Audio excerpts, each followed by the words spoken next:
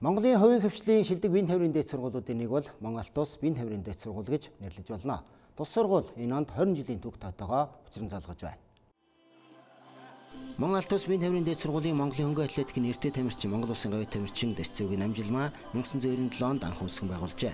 Энэ хугацаанд 1500 гаруй биеийн тээврийн спортын мэрэгжилтэн багш дасгалжуулагч тамирчдыг бэлтгэн гаргасан тус сургуульд өдгөө 9 мэрэгчлэр 500 гаруй оюутан залуучууд суралцж байна.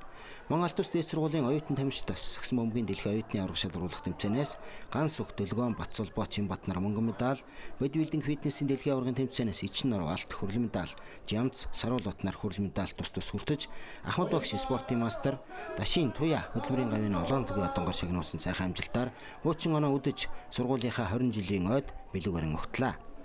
Мөн шилдэг багшаар Гамболд, шилдэг оюутан тамирчнаар Баян мөнх, Ган төмөр, Нямболд, Мөнх жаргал, Уянга, Золбаяр, Өөрийн Туя, Адзая, Мэрэн хаан шилдэг оюутан тамирчнаар модон бөмбөгийн дэлхийн оюутны аврах шалгаруулах тэмцээний хүрэл медальт байтаг сүрнээр шалгарч шилдгийн өргөмжлөл шагналаа гардсан байна.